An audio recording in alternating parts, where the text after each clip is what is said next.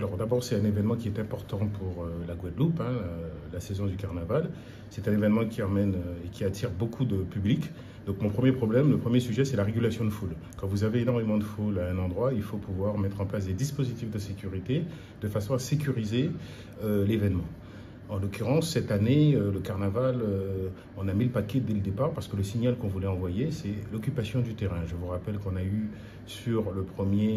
dès le premier jour du carnaval, on a eu un homicide, ce gamin de 16 ans qui est décédé à coups de couteau dans les rues de Pointe-à-Pitre.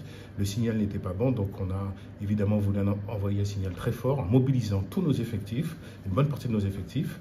Et c'est environ une cinquantaine de policiers qui, chaque week-end, depuis le début du carnaval, mais vous l'avez souligné, ce carnaval est long, c'est environ une cinquantaine d'effectifs qui sont mobilisés sur ce carnaval. Et on va monter encore en puissance avec les jours gras, puisque vous savez, les jours gras, le dimanche gras, le mardi gras et le mercredi des cendres sont des événements qui sont très couru aux Antilles, où il y a une population et un public très important. Et donc, on va aussi monter en puissance du point de vue de nos effectifs. Avec une tolérance zéro pour le port d'armes, là, vous insistez là-dessus, on ne va pas au carnaval armé. C'est l'une de mes principales préoccupations. Et c'est pour ça que j'ai donné des consignes très strictes à mes effectifs. Donc je voudrais saluer quand même le travail effectué depuis ces 2 premiers mois du carnaval, qui globalement est assez satisfaisant, mais j'ai aussi d'autres sujets à régler en périphérie du carnaval. Si on n'a pas de soucis sur le carnaval, on a aussi beaucoup d'événements qui se passent en périphérie du carnaval qui m'amènent à adapter aussi mon dispositif. S'agissant de la circulation des armes, c'est ma préoccupation. En 2023, pendant le carnaval, en 15 jours de carnaval, on a récupéré 15 armes. Donc vous avez des gens qui pensent qui viennent au carnaval armés. Le signal, il est le suivant. On ne vient pas au carnaval armé et vous prenez le risque de vous faire interpeller et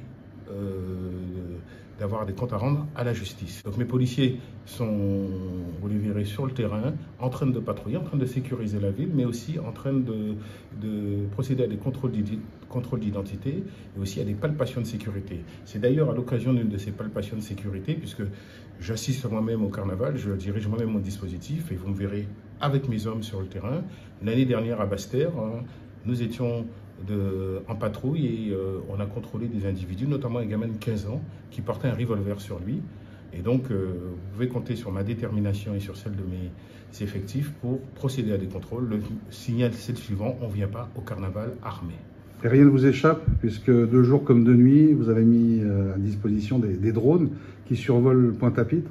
Il faut bien dire que rien n'échappe à la police. C'est-à-dire que vos yeux sont partout. Voilà, le principe du drone, c'est de voir sans être vu. Effectivement, donc on a déployé un dispositif de drone qui nous est très utile. Qui est très efficace aussi. Oui, est-ce que vous pouvez réagir en quelques instants sur un endroit où vous ne vous attendez peut-être pas à ce qu'il est fait? C'est très pratique quand vous avez par exemple un vol avec violence ou des auteurs en fuite, ils peuvent être suivis par le drone.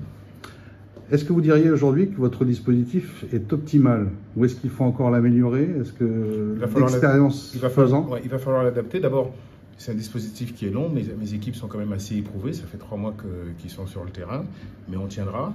Et deuxièmement, j'observe en regardant mes chiffres et en regardant la délinquance, que les problèmes ne sont pas tant à l'intérieur du carnaval, mais en périphérie. Il se passe beaucoup de choses en périphérie. C'est pour ça que j'ai adapté mon dispositif avec des policiers qui sont en pédestre, à pied dans la ville, et maintenir un dispositif avec des véhicules en périphérie qui sont en mesure d'intervenir sur ce qui se passe en périphérie. Et puis la vie continue, hein, vous avez les polices secours, hein, il y a toujours la vie quotidienne de la police qui continue.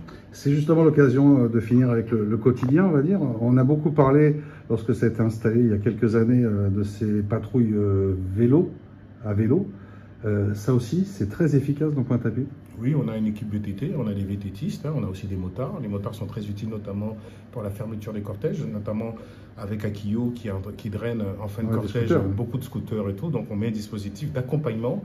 Voilà. Donc la police, elle est là, elle participe à la fête, mais elle est aussi vigilante et son rôle c'est de protéger la population. Il faut que ce carnaval reste une fête.